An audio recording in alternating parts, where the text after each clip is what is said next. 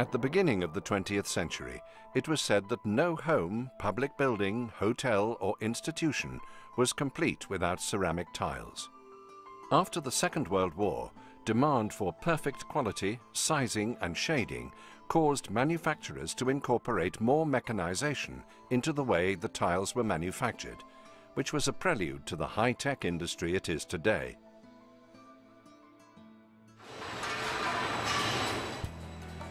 The materials used to make tiles have changed little since the beginning. In simple terms, ceramic tiles are thin slabs of baked clay. The body is a mixture of three main ingredients: clay from Devon, limestone from Derbyshire, and sand from Staffordshire or Cheshire. Today, the silica sand content can be reduced by incorporating fired ceramic waste into the mix. In some instances, up to 25% of the ingredients are recycled. Great care is taken to ensure that the ingredients are accurately mixed so that the highest quality is maintained. The ingredients are mixed with water and ground together in a continuous ball mill, using river stones to act as the grinding medium. After this, the mixture, called slip, is passed through vibrating sieves and over magnets which remove impurities and particles of iron which would cause specks in the finished tiles. Following the sieving, the mixture, or slip, is dried by passing it through a spray dryer. The liquid is sprayed into a 100-foot high tower, which is heated to 500 degrees centigrade to drive off the water and to leave a granulate. The resulting powder has a moisture content of about 6%. The granulate is used in the tile presses, which are hydraulically operated and form tiles at a rate of up to 240 per minute for the 100 by 100 millimeter sized tiles. The tiles are pressed at a pressure of up to 150 tons and dried to a moisture content of around 0.5% and surface temperature of about 80 degrees centigrade. Whilst the tiles are not fired at this stage, they are strong enough to be fed along conveyors for decoration. The glaze and decoration is applied to the tiles prior to firing.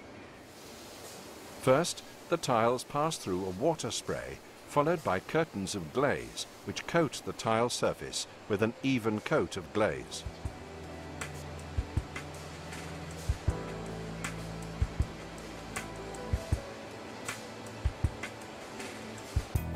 After this, the tile can be sent direct to kiln if it is a plain coloured tile, or it passes through the decoration processes. If the tile is plain coloured, it will continue down the conveyor and be loaded into a special roller cage prior to firing. Tiles can be decorated using one of several processes. The traditional method for volume production was silk screen, which allowed designs using up to 6 colours to be applied.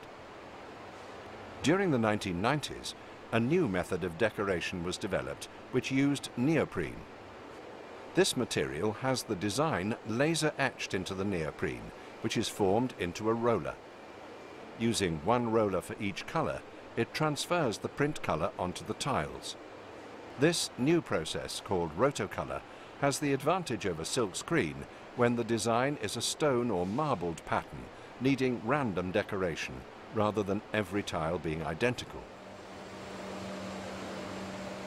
In the last 2 years, an entirely new decoration process has been developed to allow volume tile production levels to be decorated. The process uses 4-color print technology and photographic resolution in providing non-contact inkjet decorating to create realistic marbles and stone effect tiles in a single pass through the machine.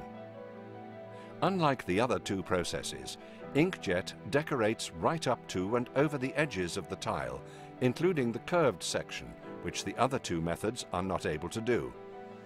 This ability to decorate the complete tile, whether a flat or profile structured tile, adds to the authenticity of the design. After decorating, the tiles are sent to the kiln for firing. In this factory, this is done using computer-controlled wire-guided transporters, moving 200 square meters of tiles in special roller cages. The tiles are fed into the single-layer roller hearth kiln, which is over 100 meters long. Depending on the size of tile, the firing process can be as quick as 33 minutes, the largest tiles taking just under an hour. The tiles are gradually preheated before achieving the firing temperature of 1,130 degrees centigrade. The kiln uses natural gas for heating, and this company has installed a heat recovery unit on the kiln we see now to draw waste heat from the exit end of the kiln to preheat the combustion air, so reducing consumption by 10%.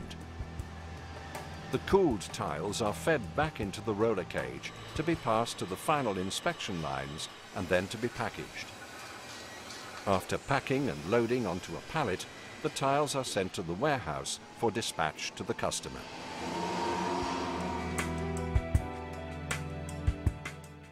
Life has changed little over the centuries in respect of the ingredients. It is still using materials from the earth, mixing them together and firing them in an oven. The way tiles are made couldn't be more different, as modern machinery has been developed to ensure that the tiles meet all the specification standards. The sophisticated decoration processes mean that tiles can be used in all types of buildings and not just limited to kitchens and bathrooms. To summarize, tiles today continue to be popular because they are hard-wearing, easily cleaned, provide a hygienic surface, they are sustainable, are non-combustible, do not fade, and their decoration is fashionable. Ceramic wall and floor tiles are entirely suitable for modern living, and as technology continues to develop the processes and decoration, tiles will be used in more areas of the home, and not just in kitchens and bathrooms.